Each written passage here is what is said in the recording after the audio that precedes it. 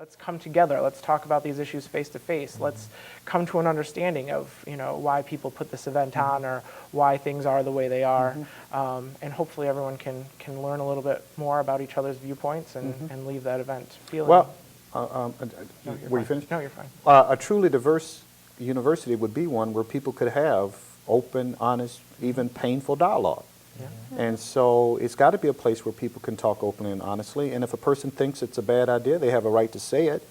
But people that believe that it's something good for the university should also have the right to say that. And there should be a setting that's safe and comfortable where these ideas can be expressed. So I'm glad that you're doing the Vagina Monologue series, but I'm also glad that there's the panel discussion. For sure. It might be a good idea in general when we do, as a university, when we do things like this, to just follow up with discussions about what was this, what happened, what were the objectives, were they achieved, and all of that. I agree. And you find that for me, that's the most fruitful conversation is when you see what students feel, they call it the assessment or whatnot, but really talking, because I'm always growing as an administrator, and students, it's important to hear a different side of the argument or different perspectives. So our office is definitely dedicated to doing more panel discussions and hot topic debate series for students, because we're in the institution of higher learning. We're here to learn, and that's what it's all about. Hey, if you can't talk about this stuff at a university campus, where can you talk about Right. it? Right. What are some of the misconceptions about your work or your office at campus? Anyone? I'll go on that. I think one of the main misconceptions of the Student Leadership and Activities Office is that we just have fun all the time. But you're always smiling when I go over there. We are smiling. It's a good cover-up. No, no, we do have a good time. We do have fun, but I think it's important to understand that what we contribute to the university is also helping with student learning. That students learn just as much outside of the classroom as they do inside of the classroom, and that's what we're here for. And although it is fun, we do put in a lot of hard work, and we do our best to provide opportunities for students to learn and to grow outside of the classroom. And I think, people just think that we're, they walk past our office and they see students will come into our office even if they're not working, just to hang out and see what's going on campus, and I think they walk by and think it's a student lounge where kids are just hanging out. But it's nice to have people in an area talking about what's going on campus and staying engaged and up to date on what's happening. So, by the way, where is your office located? Our office is in Rankin, room 164. It's on the bottom level right by the student lounge where the pool and ping pong tables are at.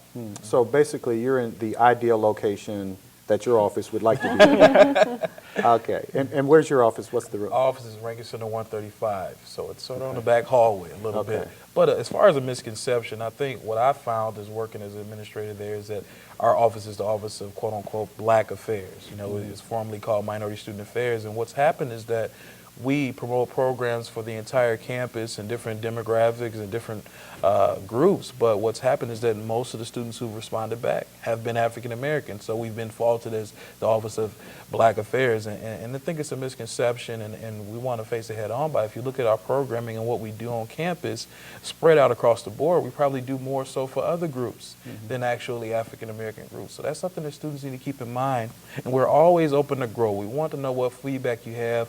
What do you want to bring into the office? What type of programming? And that's what we're here for, to collaborate with you, to make it happen, and you to have a voice, because all student groups need to have a voice. Come on in with your concerns.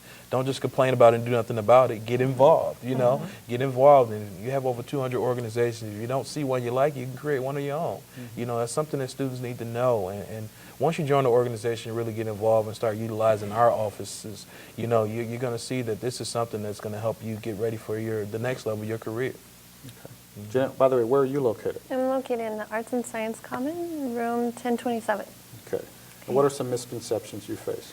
I think we have programming in our office geared towards involving American students and international students and trying to get that dialogue going.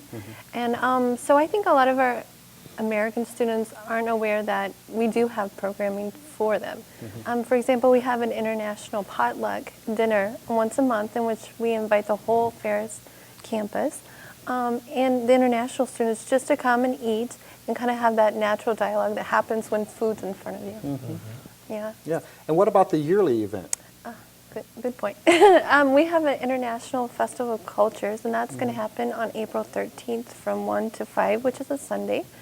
And that's a great opportunity for the Ferris community and the Big Rapids community to get to know international students. And yes, you see them as maybe a student from Pakistan, but then you see that, they eat similar foods that we eat. And so you kind of, from the mainstream American perspective, put their, I guess, cultural differences aside and see them as people. But I think the International Festival of Culture is it's a great program, but I wish that would happen throughout the year and not just have one showcase event, but international cultural to be at Ferris throughout the year. I've noticed that some of the ones in the past that some of the people from different cultures get up and dance. And what I'd like to suggest is, I don't know if you're familiar with the Gap Band or Parliament Funkadelic, but I'd like to, kick it like that. And we bring would everybody. we would love for you to be there center stage leading us. So, don't tempt me with that, because I can do that. No, I'm serious. I can do that very well. Great.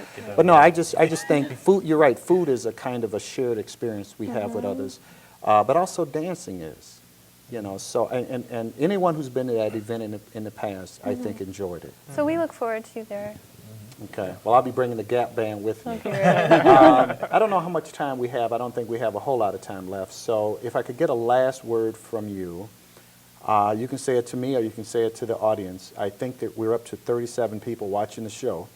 But if what you want to do is say something about the importance of diversity for you or where you'd like to see the university go, if you could each say that, into the camera or to me, that would be fine. And I don't know which one of you wants to start. Matt, you want to start? Sure. I would just like to see the university take on what you're working on in the diversity office. I think it's great that the university has finally put someone like you in a position to make things happen on campus in terms of diversity.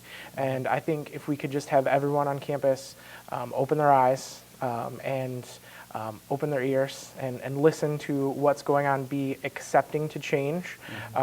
We can't do anything unless we change. And the change is coming.